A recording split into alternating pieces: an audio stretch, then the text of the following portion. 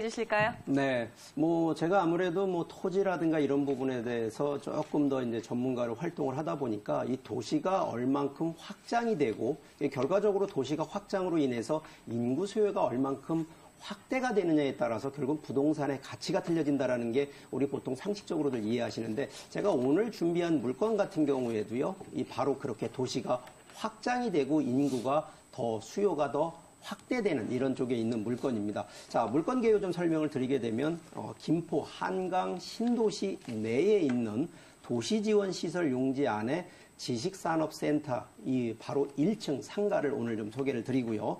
자, 이 상가 한 개 호실 기준으로 좀 한번 면적을 좀 설명을 드리면 자, 분양 면적 77.07제곱미터, 전용으로는 38.74제곱미터로 일단은 한 개 호실 기준으로 좀 말씀을 드리겠습니다.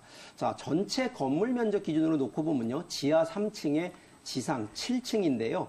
지식산업센터, 이게 이제 우리가 기업체가 들어가는 지식산업센터가 374개실로 구성이 되어 있으면서 상가 같은 경우는 54개실로 구성이 되어 있습니다.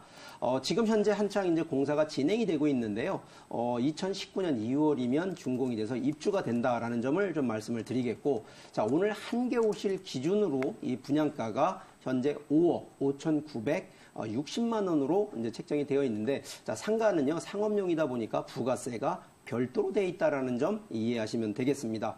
현재 임대 시세는요, 보증금 4천만 원에 월 260만 원으로 예정이 되어 있기 때문에 대출과 보증금 적용하신다 그러면 실투자 기준으로 1억 8,460만 원이면 투자가 가능한 상품이 물건이 되겠는데, 자, 두 가지 포인트입니다. 이 김포 한강 신도시가 서울권에서 너무 많이 떨어져 있다 이런 생각하지 마시고요. 첫 번째는 바로 한강 신도시 내에서도 입지적인 그런 장점을 갖고 있는 프리미엄의 그런 위치에 있는 물건이다라는 점. 자, 두 번째는 지식산업센터뿐만 아니라 기업체가 이미 포진 밀집이 되어 있기 때문에 그만큼 안정적인 임대 수익이 창출할 수 있다는 점으로 접근하시면 좋겠다라고 말씀드리겠습니다. 네, 특징을 보니까 입지 프리미엄이 기대가 된다라고 말씀을 해주셨는데요. 다른 점은 좀 제치더라도 입지부터 짚어봐야 될 것 같아요. 네. 이야기해 주실까요? 자, 김포 한강 신도시 아마 많이 가보시지 않으셨을 겁니다. 자, 이게 전체적으로 지금 보고 계신 이 지도가요, 이 한강 신도시 개발로 만들어져 있는 도시 지도인데요. 자, 여기에서 지금 현재 오늘 소개하는 이 물건은요, 김포 한강 신도시 내에 도시 지원 시설 용지 내에 이제 위치를 좀 하고 있는데, 자, 이 바로 옆으로는요, 김포도시철도 장기역이 또 개통이 되는데 바로 내년입니다. 내년 11월 달에 개통 예정에 있고요. 교통면으로 좀 한 번 더 추가로 본다 그러면 바로 한강이 또 인접해 있다 보니까 외곽 순환도로, 올림픽도로 다 이용이 되기 때문에 서울권까지도 접근성이 상당히 용이한데, 자, 여기서 이제 더 중요한 부분이 뭐냐면 결국 오늘 소개하는 물건은 상가입니다. 아파트나 거주하는 기준이 아니기 때문에, 자, 주변에 보면 바로 우측으로요, 이 국민연금관리공단 그리고 한국농어촌공사 같은 관공서가 일단 밀집이 되어 있다는 것이 첫 번째. 자, 그리고 맞은편에 오늘 소개하는 바로 이 물건 맞은편에는요, 종합병원 또 예정 부지가 있어서 종합병원이 신축이 지금 될 예정에 있다는 거. 그리고 좌측으로 또 한번 놓고 보면요, 한국전력 또 KTNG KB전산센터 결국 신세계전산센터 같은 이 기업체가 상당히 또 지금 밀집하게 들어와 있는 부분, 그리고 주변 이제 반경 한 1km에서 2km 사이를 좀 놓고 보니까 아파트 세대만 만여 세대가 또 인접해 있기 때문에 이 그만큼 기업체면 기업체, 관공서면 관공서, 거기에 아파트 거주민까지도 이 상권 수요가 아주 우수한 입지에 있는 물건이다라는 점 강조하겠습니다. 네, 여러 가지 관공사 기업체 그리고 마녀 세대 아파트까지 이렇게 되면은 주중에 이어 주말까지 안정적인 수요가 예상이 되는데요. 그렇죠. 아무래도 말이 나온 김에 상가 이용객들 어느 정도가 될지 좀 예측을 해보면 좋을 것 같아요. 어느 정도로 풍부한 편인가요? 네, 일단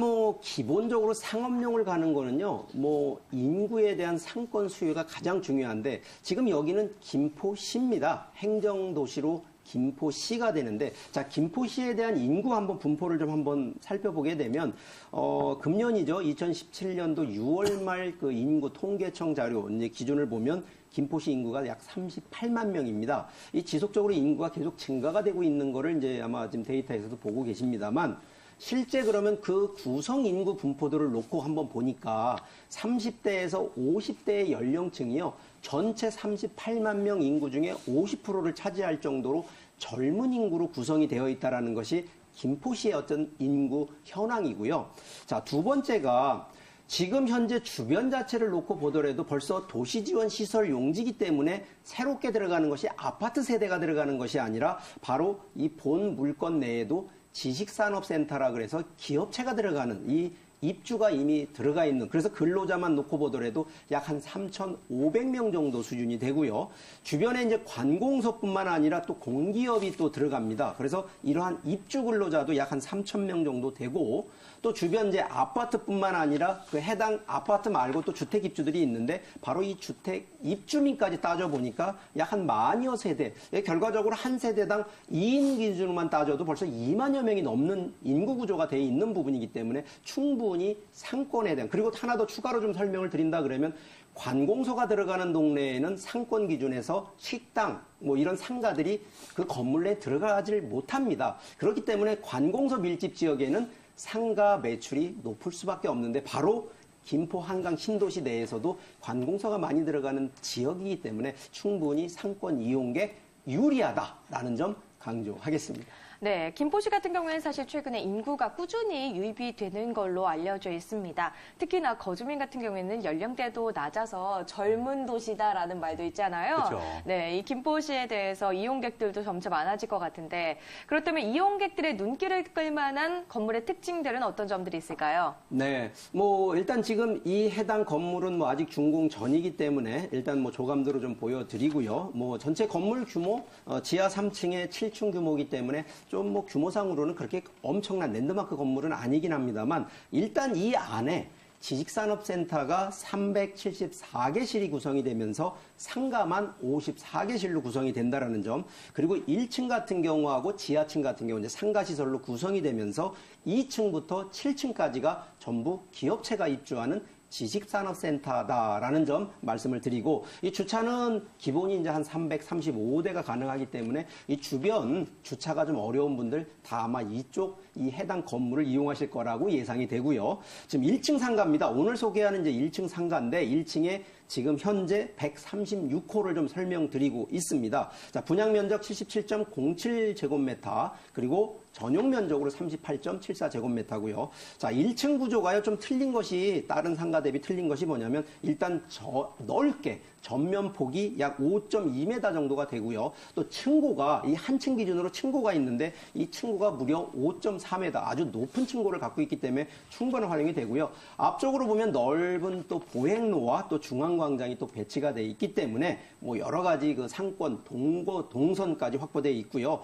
결과적으로 이 전면부에 이제 위치하고 있는 상가 같은 경우에는 앞쪽에 있는 테라스까지 또 무료로 제공이 된다는 점이 특징이 되겠습니다. 네, 중앙광장이 들어설 정도로 넓은 지식산업센터인데요. 그 안에 들어서는 1층 상가입니다. 높은 층고와 테라스를 제공한다는 점도 특징인데요. 활용 전략 어떻게 세워보는 게 좋을까요? 뭐 두 가지 측면입니다. 일단 상권은 상권 수요가 풍부해야 되는, 바로 입지적인 장점이 있어야 되는데 바로 이러한 입지적인 장점을 통한 그 프리미엄을 좀 한번 획득해보자라는 게 첫 번째 전략이고요.